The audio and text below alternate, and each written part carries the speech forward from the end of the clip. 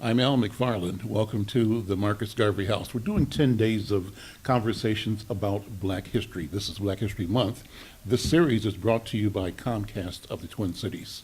I'm pleased to have as a guest today my friend, my colleague, and elder, a leader, a fighter. I call him a fierce advocate, an organizer, teacher, Reverend Jerry McAfee, pastor of New Salem Missionary Baptist Church, former president of the Minnesota State Baptist Convention.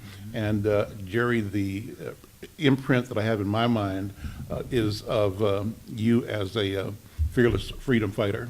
I can't get away from seeing you sitting in the front of a bulldozer when we were doing the protest down on Olson Memorial Highway. It was down towards, must have been the Holman activity. Yes. And you were demanding, and the community was demanding, and you were leading a protest of construction going on that didn't include our people.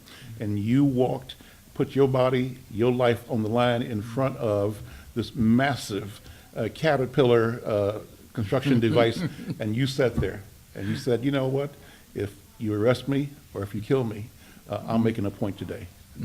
How you doing? I'm great, man, Al. And it's, what's interesting about that particular day that I think a lot of people don't remember, it was about 16 African-American pastors that got arrested that day. Yeah. And we were actually called there by Pastor Curtis Herron. Mm-hmm. And it was to be a peaceful protest because several things was happening, almost like today. You had a 1% vacancy rate in the city. And the city was getting ready to tear down those projects with nowhere for the people to go, nor was any of our people doing any of the work.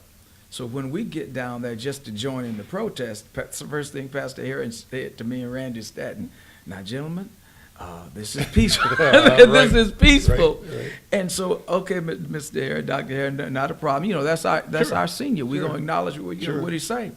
And so it's etched in my mind because the one white gentleman who worked for the company, he gets out of the truck and start being disrespectful. Mm-hmm.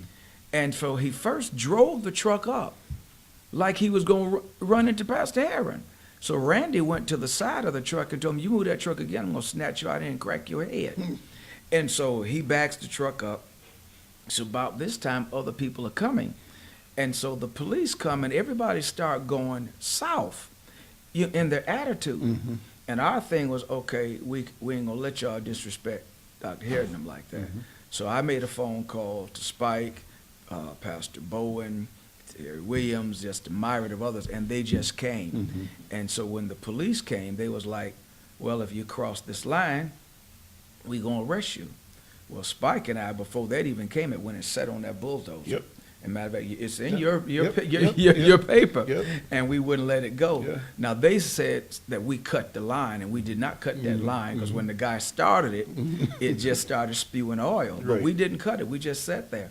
And so when the police came, they was like, "Well, if you guys break this line, we're gonna arrest you." Mm-hmm. And we was like, "Well, if you guys gonna think we're gonna let y'all tear this stuff down and our people have nowhere to go, then you just gonna have to arrest us." And that's what they did. Yeah. But you went without fear. I've been doing a thing recently, Al, on epigenetics. Mm-hmm. And I don't know that word. Epigenetics is a term. It means covering of a gene. Mm-hmm. And the suggestion of epigenetics is that much of what happens to us and much of what we get can be from 3 to 4 generations ago. And so I know for me, I'm like my dad and my uncle and my grandfather and my great-grandfather. My dad, his father was not a slave. Henry McAfee wasn't a slave. My dad's grandfather, Jim McAfee, was not a slave. And so they've always stood against injustice. And I saw it in front of me. I was taught from a kid never that Jesus was a white man, that he was always a black man. And that, there's a lot of McAfees. And it was instilled within us, especially from a church perspective, is that you have to stand up for the poor and the disenfranchised. And as the Bible says, greater love hath no man than a man give his life for his friend. And so that's how I grew up. So it's just a natural kind of thing that when you see these things, that you just move from what mom and daddy taught you. Sure. How is it that your grands were not slaves? How is it? What's the story in your family? You know, my great grandfather Jim McAfee, they don't know, but he was a woodsman, and they don't know if he bought his freedom or otherwise. But he left my grandfather a lot of land in the Philadelphia Meridian area in DeKalb, Mississippi, Yeah. right where a lot of the stuff was happening. Mm-hmm. And my grandfather was, Henry McAfee was a beast. 14 kids, and Daddy tell this story that when they grew up, you know, of course you got to can everything. And so Grandma had canned peaches and everything for the kids. And their daddy ran up from the field because they was working on this guy's farm. And so the white gentleman who was an overseer came and took the peaches from Grandma that she canned for the family. And he ate the peaches and wouldn't pay her. Daddy runs and go get Grandpa, Henry McAfee. He comes back, gets his shotgun. And you talking about the 50s. He marched, no, the 40s. 40s, yeah. He marched this white man into town at the point of a shotgun to the sheriff's office. In Mississippi. In Mississippi. And again, this is the sheriff's words. He says to my grandfather, Henry, this is a good way for a nigger to get killed, marching a white man with a shotgun. And my grandfather's words was, from my daddy and the folk who was there, and it's a good way for a hunky to get killed taking a nigger's peaches. That's it. So this type of mindset is within our gene pool to stand up against injustice. And so that particular day, man, you know, just like now, that's what we do. And if you follow your bloodline back to Jamaica, That's right. you'll see all the way down. That's right, It's yeah, there. that's right. And you know what one of the stories that's never told in our history are the different preachers in particular that was just like Nat Turner, that did not acquiesce to solely the circuit preacher's theology of being subservient and only slaves obey your master. There was a plethora of preachers that when they learned to read, could make the distinction between what's in that book with what's being shown in front of them. Right. Bishop Henry McNeil Turner in the 1800s, Methodist preacher, argued about the color of Jesus way back then. He talked about he could be blue, he could be any other color, but to be white, he could not accept Not it. possible, right? Yeah, yeah, Based yeah. off of what he saw. And so much of that history is not translated to today's younger folk because their mindset of the church and the church's role a lot of times is negative, and from an information base that is meant to destroy and not develop. So where we are now is that technology is changing the world. People are connected in ways they've never been before. Technology, in a sense, provides almost a new skin, a new covering for the entire planet, for all of humanity. And we're not dependent upon one person's analysis. There's no command process that says because this person's on top, he alone has the truth and nobody else has. So it means that as African people, as Africans in the New World, that's what I call us, we are not exclusively, and we never really have been totally dependent on white people for an analysis of who we are and what our history has been and what our future might be. What is true, however, is that as they controlled the communication systems that were That's right. public, they presented and attempted to maintain a narrative that I call a lie. Yes. That positioned them in a position of supremacy and that sought to deny the validity of our existence, our very humanity. Be that as it may, we rose. Oh, and we keep rising, and we operated from the spirit that we will win. Victory is imminent and inevitable. And so that's what I hear in you, Reverend McAfee, Yes, sir. an attitude that is indomitable. And you are saying today that that is part of the genealogy with you personally, but also the character of our people and the particular role the church has played in maintaining that fire and that will. Build on that, if you would. Yeah. I started out a thing on last Sunday at the church, and I started out talking to them about, one, how amazing we are, the African in America. So many people critique us, but yet they fail to really talk about what we went through. Right. we don't know the numbers that was lost in the Middle Passage. We know where the term mother effer came from with inbreeding. We know what buck breaking was. We know what lynching is. We know what whipping is. They did everything that they could. And the epigenetic stuff that I'm talking about, they know about that science that was manipulated to do all of these atrocious things to us, but we still here. Ain't that something? And they predicted our demise. And they predicted our demise. They celebrated, and there's this book, and I'm sure you've seen it. It's called Without Sanctuary. It is a history of lynchings in America. And to a casual reader, they'll only look at the body that's being lynched and decimated, but they won't look at the surroundings of the people and where they were. Many of those lynchings were at church services. Not black ones, white ones. That's where one of the terms picnic come from. When you look at how we've survived, we ain't been free that long. That's right. And the mental oppression has yet to stop. Think about this. Black cat cross your path, bad luck. Dark cake, devil's food cake. If the stock market mess up, it's Black Monday. That's right. Everything they've tried to do us psychologically, to ruin us, we continue to rise. And that is the beauty of who we are. My prayer for us as a people is that rather than starting from a negative in identification, we start from the positive. That's right. We've survived.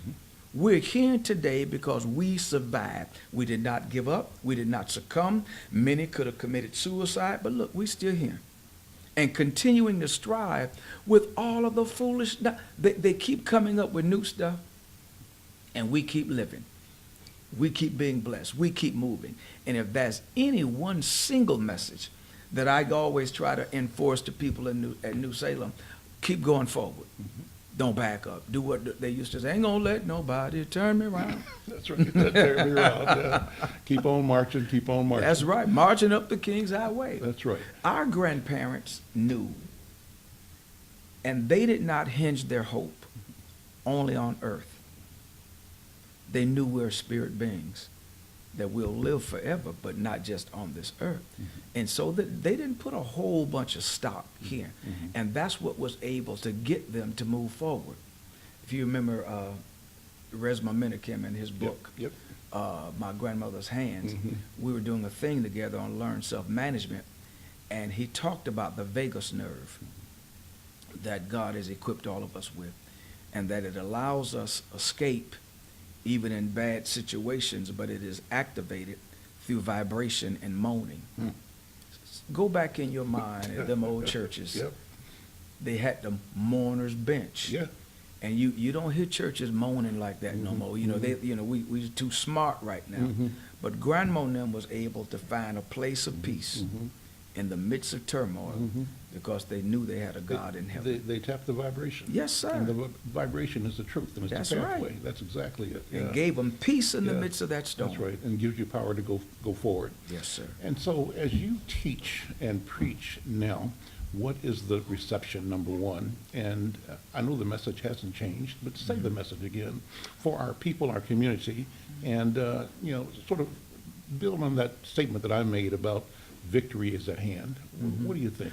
One of the first things that I do, Al, at New Salem is I always try to make sure they understand who they are and what belongs to them as a believer, and then to destroy the myth of the whitenization of Christianity so they can begin to learn that they can identify with this Jesus that we say we worship and we serve, and then try to retool them and reprogram their minds from the negative to the positive with hope. If you was to ask me what is one of the single most devastating things in our community right now, it would be a loss of hope. That you can look in the eyes of many of our young and many of our old elders, they just have no hope anymore.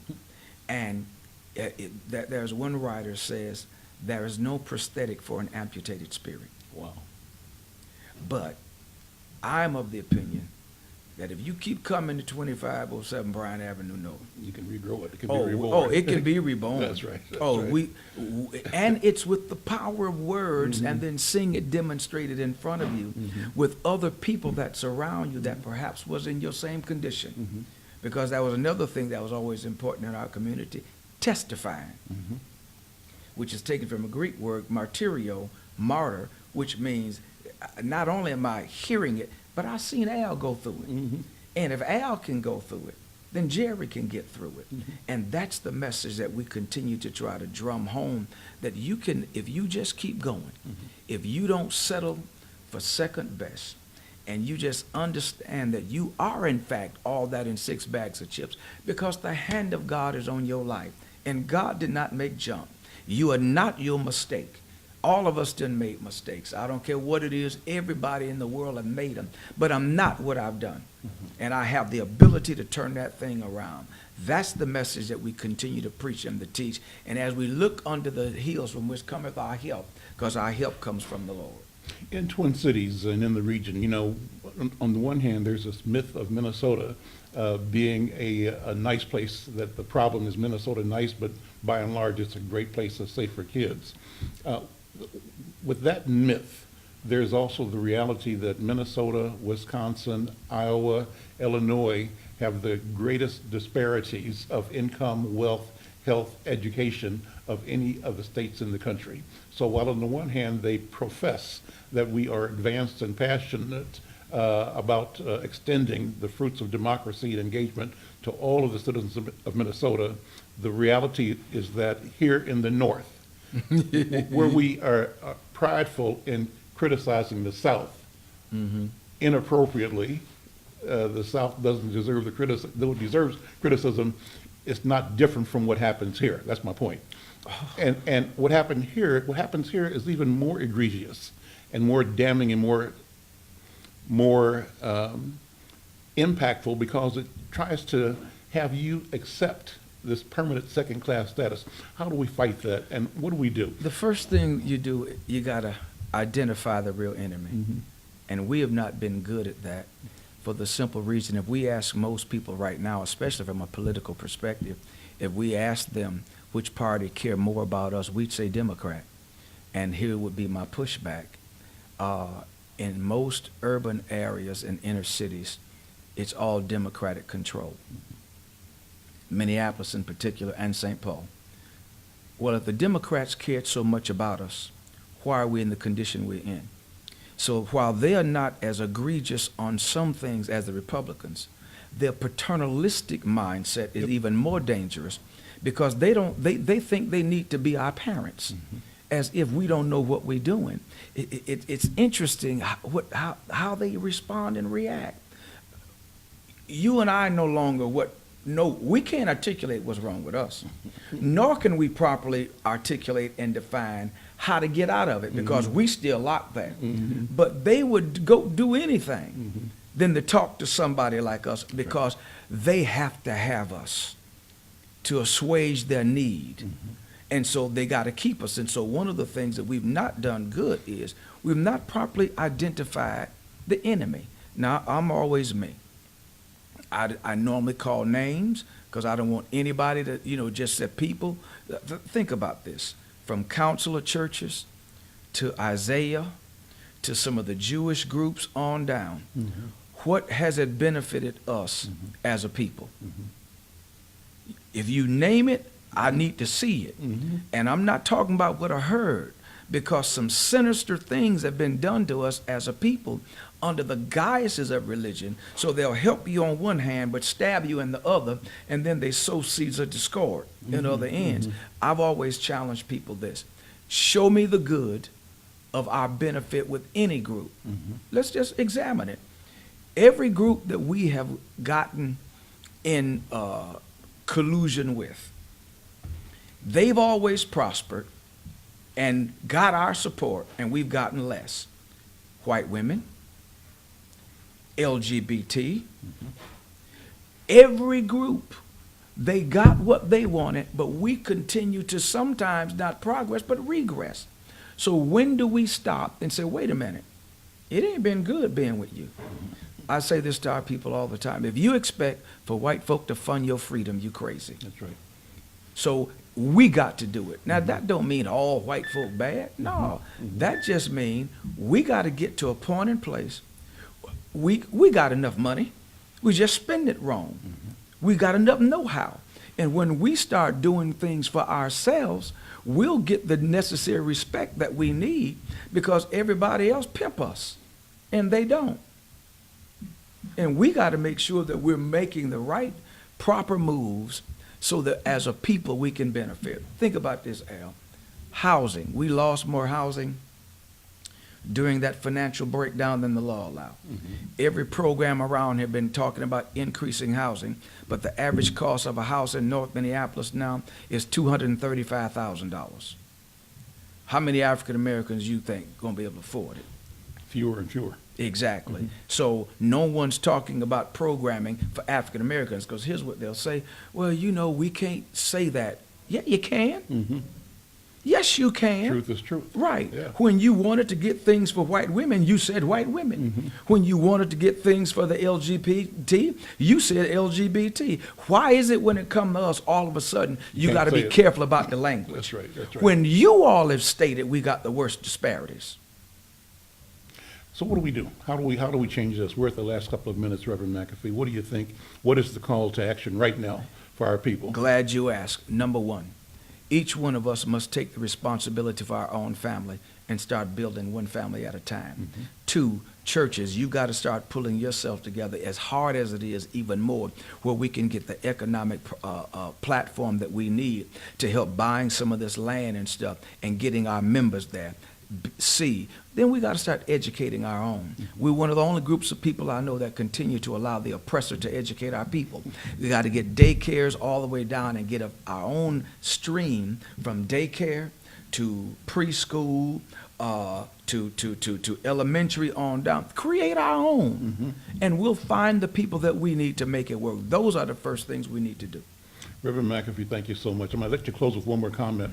So the theme today was civil rights, human rights. And given what you've just talked about, the civil rights, human rights mandate is what? Treat everybody right. Freedom of mind, thought, and body. And if you want less for me than you want for yourself, then you ain't talking about a human right nor a civil right. Reverend McAfee, thank you so much. I'm Al McFarlane. This is a special edition of Conversations with Al McFarlane, live from the Marcus Garvey House in North Minneapolis. My guest, the inimitable and the great preacher pastor, Reverend Jerry McAfee, pastor of New Salem Missionary Baptist Church in North Minneapolis. Thanks to Comcast. If you want to experience interviews with civil rights leaders from Minnesota and across the country, you can visit Comcast's Voices of the Civil Rights Movement platform. It's available for free at civilrightsvoices.com. We'll be doing this again tomorrow. Another colleague, another friend, a community builder, Alfred Babington Johnson, is here tomorrow for this conversation, all next week as well. Check us out, join us, comment on this, share this to your networks. Let's build a dialogue out of which we continue to rise and demonstrate both our right and our responsibility to be leaders in community and in culture. I'm Al McFarlane. We'll see you next time. All right, man.